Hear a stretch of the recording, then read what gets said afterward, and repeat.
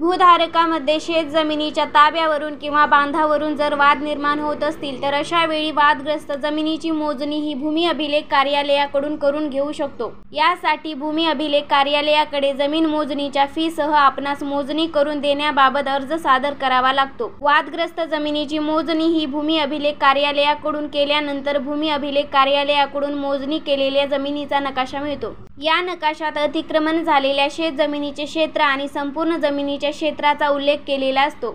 या नकाशावर तुमच्या जमिनीच्या सर्व बाजू दाखविल्या जातात आणि त्याचबरोबर तुमच्या जमिनीवर अतिक्रमण झालेले क्षेत्र सुद्धा दाखविले जात असते। एकदा मोजणी झाल्यानंतर दुबार मोजणी सुद्धा करता येते। महाराष्ट्र जमीन महसूल अधिनियम 1966 मधील कायदेशीर तरतुदीनुसार आपणास दावा सादर करता येतो। उपविभागीय अधिकारी किंवा प्रांताधिकारी यांच्याकडे रीतसर अर्ज सादर करता येतो।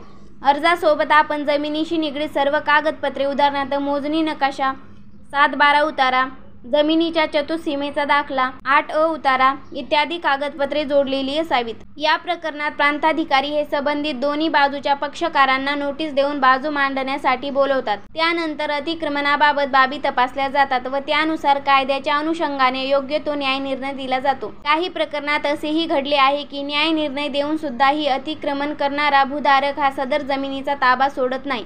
अशा वेळी न्याय मिळवण्यासाठी जमीन मालकाला न्यायालयात दावा दाखल करावा लागतो, तर न्यायालयाच्या माध्यमातून सदर शेजारील शेतकऱ्यावर कायमस्वरूपी मनाई आदेश बजावला जाऊ शकतो। याशिवाय न्यायालयाकडून जमिनीची मोजणी देखील मागितली जाऊ शकते। सर्वात प्रथम आपणास दिवाणी न्यायालयात दावा दाखल करावा लागेल।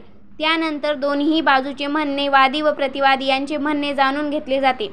कायद्याच्या चौकटीत राहून निर्णय देण्यासाठी कोर्ट कमिशनद्वारे अधिकाऱ्यांची नेमणूक करून मोजणीसाठी पाठविले जाते। कोर्ट कमिशन प्रकरणात न्यायालयाकडून प्राप्त झालेल्या अभिलेखाप्रमाणे न्यायालयाच्या आदेशाप्रमाणे किंवा तातडीच्या मोजणीच्या दराने मोजणी फी आकारली जाते। दुसऱ्याच्या जमिनीत घुसखोरी किंवा अतिक्रमण करणे हा गुन्हा आहे। या गुन्ह्याबाबत आपण रीतसर तक्रार करू शकता।